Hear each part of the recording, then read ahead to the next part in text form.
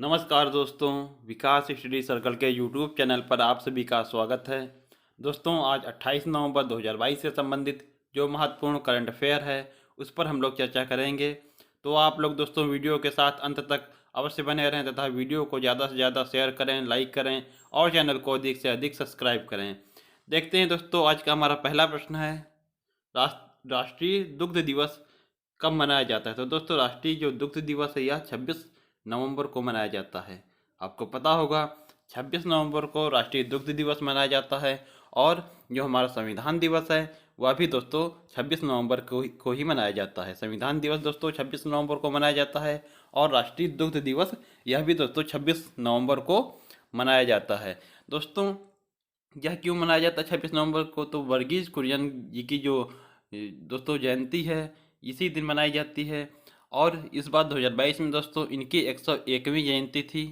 दोस्तों, वर्गीज कुरियन आप जानते ही होंगे कि भारत में श्वेत क्रांति के जनक वर्गीज कुरियन दोस्तों हैं और यह केरल के निवासी हैं। जो वर्गीज कुरियन हैं दोस्तों यह केरल के निवासी हैं और श्वेत क्रांति के जनक हैं।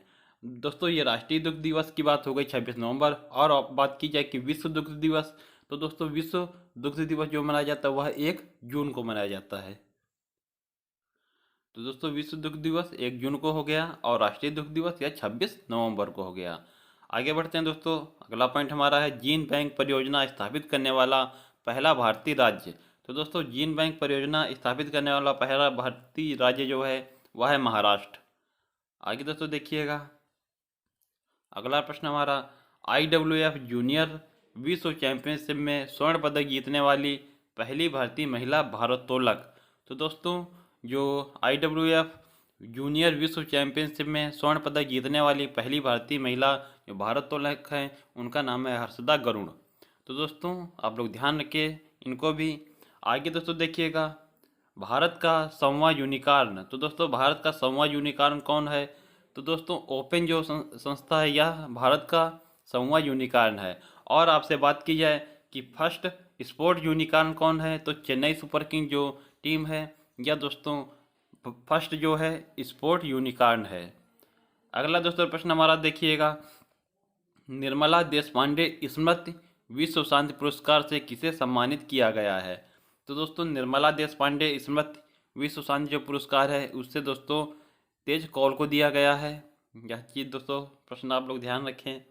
आगे दोस्तों देखिएगा, अगला हमारा प्रश्न है, भारत की पहली आदिवासी स्वास्थ्य वेधशाला की घोषणा किस राज्य द्वारा की गई है? तो भारत की पहली आदिवासी स्वास्थ्य जो वेधशाला है यह दोस्तों उड़ीसा राज्य द्वारा इसे स्थापित करने की घोषणा की गई है।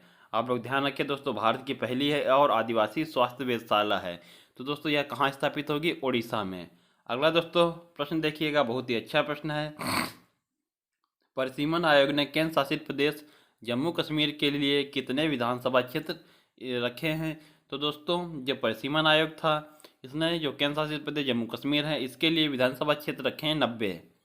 यह पॉइंट दोस्तों आप लोग ध्यान रखें कि 90 जो हैं वह विधानसभा क्षेत्र रखे गए हैं। आपको दोस्तों पता होगा जम्मू कश्मीर 31 अक्टूबर 2019 को 2 यूटी में विभाजित हुआ, जम्मू कश्मीर और लद्दाख को। यह विभाजन दोस्तों कब हुआ या फिर आप लोग ध्यान रखें 31 अक्टूबर 2019 को। और जो परिसीमन आयोग था दोस्तों इसकी अध्यक्ष कौन थी? तो दोस्तों इसके अध्यक्ष जस्टिस रंजना प्रसाद देसाई। इसको दोस्तों आप लोग ध्यान रखिए, जो परिसीमन आयोग था इसके अध्यक्ष जस्टिस रंजना प्रसाद देसाई हैं। अगला दोस्तों प्रश्न हमारा देखिएगा, भारत का पहला फ्लो केमिस्ट्री टेक्नोलॉजी हब दोस्तों किस शहर में स्थापित किया जाएगा? तो भारत का पहला फ्लो केमिस्ट्री टेक्नोलॉजी हब जो है यह हैदराबाद में स्थापित किया जाएगा। आगे दोस्तों देखिएगा, 26 नवंबर 2022 को भारतीय अंतरिक्ष अनुसंधान संस्थान जो इसरो है इसने दोस्तों किस देश के नैनो सैटेलाइट 2 जो INS-2B है, दोस्तों INS-2B या नैनो सैटेलाइट है दोस्तों, इसे PSLV-C54 रॉकेट से लॉन्च किया है। तो दोस्तों पूछ रहा है कि यह किस देश का जो INS-2B नैनो सैटेलाइट है यह से दोस्तों किस देश का है जिसे PSLV-C54 रॉकेट से इसरो ने लॉन्च किया है? तो दोस्तों INS-2B जो है यह भूटान का उपग्रह है, नैनो सैटेलाइट है। दोस्तों जो PSLV-C54 है इसे सतीश धवन अंतरिक्ष केंद्र जो है श्रीहरिकोटा आंध्र प्रदेश, यहीं से दोस्तों इसे लॉन्च किया गया। और इसके साथ 9 उपग्रह भेजे गए हैं। जो PSLV C54 है, इसके द्वारा दोस्तों 9 उपग्रह भेजे गए हैं। 9 कौन कौन से हैं? तो जो भारत का दोस्तों EOS जो 06 है, अर्थ ऑब्जर्वेशन सैटेलाइट 06, इसे दोस्तों भेजा गया है। उसके अलावा भूटान का जो INS 2B, अभी ऊपर ही बताया मैंने कि INS जो 2B है भूटान का उपग्रह। उसके अलावा दोस्तों पिक्सेल कंपनी का आनंद उपग्रह, और एस्ट्रोकास्ट कंपनी के दोस्तों 4 उपग्रह हैं, और थाईबोल्ट के 2 उपग्रह हैं। तो इनको मिलाकर कुल 9 उपग्रह भेजे गए हैं। इसमें दोस्तों आप लोग इन दोनों को बहुत ध्यान रखें कि भारत का कौन सा है, EOS 06 जो है, अर्थ ऑब्जर्वेशन सैटेलाइट 06, और भूटान का जो INS 2B है। इन दोनों को दोस्तों आप लोग विशेष कर ध्यान रखें। और ये से दोस्तों ध्यान रखें कि कुल कितने उपग्रह भेजे गए हैं, तो 9 उपग्रह। अगला दोस्तों प्रश्न देखिएगा, विश्व की सबसे ऊंची चोटी माउंट एवरेस्ट को 26वीं बार फतेह कर विश्व रिकॉर्ड किसने स्थापित किया? तो दोस्तों जो कीमा रीता शेरपा हैं, इन्होंने माउंट एवरेस्ट को 26 बार फतेह किया और यह विश्व रिकॉर्ड स्थापित किया है। कीमा रीता शेरपा। दोस्तों आगे बढ़ते हैं।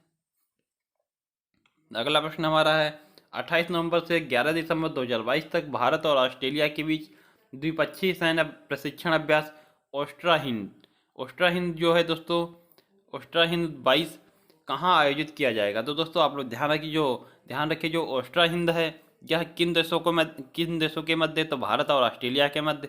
और कहाँ दोस्तों इसे आयोजित किया जाएगा? तो महाजन फील्ड जो बीकानेर राजस्थान में है, यहीं पर दोस्तों इस जो प्रशिक्षण अभ्यास से आयोजित किया जाएगा, ओस्ट्रा हिंद। आगे दोस्तों देखिए, अगला प्रश्न हमारा है, टेम्पल्टन पुरस्कार 2022 किसे दिया गया है? तो दोस्तों जो टेम्पल्टन पुरस्कार है 2022, यह फ्रैंक विल्जेक को दिया गया है, फ्रैंक विल्जेक को। अगला प्रश्न दोस्तों देखिएगा, भारत ने किसे हराकर पहली बार थॉमस कप जीता? थॉमस कप दोस्तों बैडमिंटन से संबंधित है, थॉमस कप।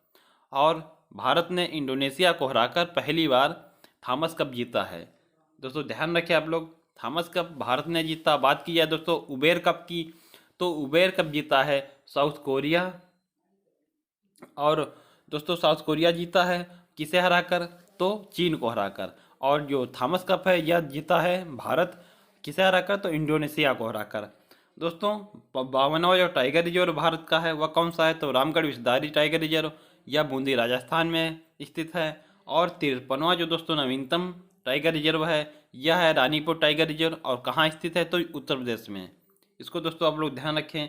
53वां कौन सा है? तो रानीपुर टाइगर रिजर्व जो उत्तर प्रदेश में है, इसी दोस्तों अभी टाइगर रिजर्व के रूप में अधिसूचित किया गया है। अगला दोस्तों प्रश्न देखिएगा, 5G टेस्ट बेड परियोजना किस संस्थान के नेतृत्व में विकसित की गई? तो 5G टेस्ट बेड परियोजना है, यह IIT मद्रास के नेतृत्व में विकसित की गई है। अगला दोस्तों प्रश्न है, पेट्रोल में जो इथेनॉल है, इथेनॉल के 20% मिश्रण के लक्ष्य को कब तक पूरा करने के लिए राष्ट्रीय जैव ईंधन नीति 2018 में संशोधन की मंजूरी दी गई? तो दोस्तों जो पेट्रोल में इथेनॉल के मिश्रण का लक्ष्य है यह 20% है। और दोस्तों इसका लक्ष्य पहले था 2030 तक, लेकिन जो राष्ट्रीय जैव ईंधन नीति 2018 इसमें संशोधन कर अब इसका लक्ष्य दोस्तों 5 वर्ष पहले कर दिया गया है। इसका मतलब 2025-26 तक इसे पूरा करने का लक्ष्य रखा गया है। तो दोस्तों ध्यान रखें आप लोग, बहुत ही अच्छा प्रश्न है। इन दोनों प्रश्नों को आप लोग विशेष कर ध्यान रखें, जो 5G टेस्ट बेड परियोजना या IIT मद्रास के नेतृत्व में विकसित की गई, और जो पेट्रोल में इथेनॉल के 20% मिश्रण के लक्ष्य को अब 2025-26 के लिए निर्धारित किया गया। अगला प्रश्न दोस्तों हमारा है, 26 नवंबर 2022 को विक्रम गोखले का निधन हो गया, वे थे? तो दोस्तों विक्रम गोखले जाने माने अभिनेता हैं, इन्हीं का दोस्तों हाल ही में अभी निधन हुआ है, विक्रम गोखले। आगे दोस्तों देखिएगा, पंडित शिव कुमार शर्मा का तथा भजन सोपोरी का संबंध किस वाद्य यंत्र से है? तो पंडित शिव कुमार शर्मा और भजन सोपोरी दोस्तों दोनों संतूर वादक हैं। ध्यान रखें दोस्तों, बहुत ही फेमस दोस्तों दोनों नाम हैं, तो इनको दोस्तों आप लोग ध्यान रखें। पंडित शिव कुमार शर्मा और भजन सोपोरी दोनों जो हैं संतूर वादक हैं। दोस्तों जो लवेंडर फेस्टिवल की बात की जाए, यह जम्मू कश्मीर से संबंधित है, जम्मू कश्मीर में यह फेस्टिवल होता है, लवेंडर फेस्टिवल। आगे दोस्तों देखिएगा अगला प्रश्न हमारा है, हाल ही में टाइम्स हायर एजुकेशन द्वारा जारी global employability university ranking and survey report 2022 में कौन सा भारतीय संस्थान टॉप पर रहा। तो दोस्तों जो employability university ranking and survey report 2022 की है, इसमें भारत की ओर से आईआईटी जो दिल्ली है यह पहले स्थान पर रहा। और लेकिन बात की जाए पूरे विश्व की, तो पूरे विश्व में दोस्तों, पूरे विश्व में क्या दोस्तों, जो टॉप 100 है इसमें भारत के 3 संस्थान केवल शामिल हैं। और इस दोस्तों जो ये रैंकिंग है या रिपोर्ट है, इसमें फर्स्ट स्थान जो है या एमआईटी जो यूनिवर्सिटी है या अमेरिका की या पहले स्थान पर रही, और 29वें स्थान पर आईआईटी दिल्ली रही। या भारत में दोस्तों पहले स्थान पर है, लेकिन जो विश्व में पूरे दोस्तों टॉप 100 संस्थान है उसमें 29वीं रैंक इसकी है, आईआईटी दिल्ली की। अगला दोस्तों प्रश्न हमारा है, 4 से 7 दिसंबर 2022 तक कौन सा शहर भारत में पहली G20 शेरपा बैठक की मेज़बानी करेगा। तो दोस्तों जो उदयपुर राजस्थान है, यहीं पर जो G20 शेरपा बैठक हो रही है। और क्या पहली दोस्तों G20 शेरपा बैठक है, आपको पता ही होगा कि 2023 में जो इसकी G20 की बैठक होगी वह भारत में होगी। इसीलिए दोस्तों 1 दिसंबर 2022 को भारत इसका जो है नेतृत्व करना शुरू कर देगा। जो 1 दिसंबर आ रही है, इससे दोस्तों जो भारत है यह जो G20 बैठक होने वाली है इसकी दोस्तों जो कमान है वह संभाल लेगा। और इस बार दोस्तों आप ध्यान रखिए, जो 2023 में इसकी बैठक होगी और भारत में होगी, और 2022 में बैठक जो हुई है वह बाली इंडोनेशिया में हुई है। दोस्तों ध्यान रखें आप लोग, G20 और जो शेरपाओं की बैठक हुई है या पहली बैठक कहाँ हुई है, तो उदयपुर राजस्थान में। दोस्तों भारत की तरफ से शेरपा कौन है, तो आपको पता होगा, जो हमारे अभिकांत जी हैं। या दोस्तों ये भारत की ओर से शेरपा हैं। अब जो अभिकांत है दोस्तों आपको पता होगा, जो हमारी नीति आयोग है उसके पूर्व CEO रह चुके हैं। तो यह दोस्तों भारत की तरफ से G20 के शेरपा हैं। आगे दोस्तों देखिएगा अगला प्रश्न हमारा है, अंतर्राष्ट्रीय मुक्केबाजी संघ की एथलीट समिति का अध्यक्ष किस भारतीय को चुना गया है। दोस्तों बहुत ही अच्छा प्रश्न है, बहुत ही महत्वपूर्ण प्रश्न है। देखिए आप लोग, अंतर्राष्ट्रीय मुक्केबाजी संघ की एथलीट समिति का अध्यक्ष किस भारतीय को चुना गया, तो लवलीना बोरगोहन। ये दोस्तों असम की निवासी हैं और इन्हें दोस्तों एथलीट समिति का अध्यक्ष चुना गया है। दोस्तों अगला प्रश्न हमारा है, 27 नवंबर 2022 को राष्ट्रीय कैडेट कोर NCC की कौन सी वर्षगांठ मनाई गई। तो NCC दोस्तों जो राष्ट्रीय कैडेट कोर है दोस्तों, इसकी वर्षगांठ मनाई गई 74वीं। और इसकी स्थापना कब हुई थी NCC की, तो स्थापना हुई 1948 को कुंजरू समिति की सिफारिश पर। दोस्तों यह समिति आप लोग ध्यान रखें, NCC की स्थापना जो हुई है यह कुंजरू समिति की सिफारिश पर हुई है। और हुई कब है, तो 1948 को। आगे दोस्तों देखिएगा अगला प्रश्न हमारा है, कहाँ पर देश में अपनी तरह का पहला सौर पवन हाइब्रिड ऊर्जा उत्पादन संयंत्र शुरू हुआ है। तो दोस्तों पहला सौर पवन हाइब्रिड ऊर्जा उत्पादन संयंत्र कहाँ शुरू हुआ है, तो जैसलमेर जो है राजस्थान का शहर, यहीं पर दोस्तों यह जो हाइब्रिड ऊर्जा संयंत्र है यह स्थापित हुआ है। और किसके द्वारा स्थापित किया गया, तो अडानी ग्रुप द्वारा। अगला दोस्तों प्रश्न हमारा है, मैत्री एक्सप्रेस जो रेलगाड़ी है ये किन देशों के बीच संचालित है।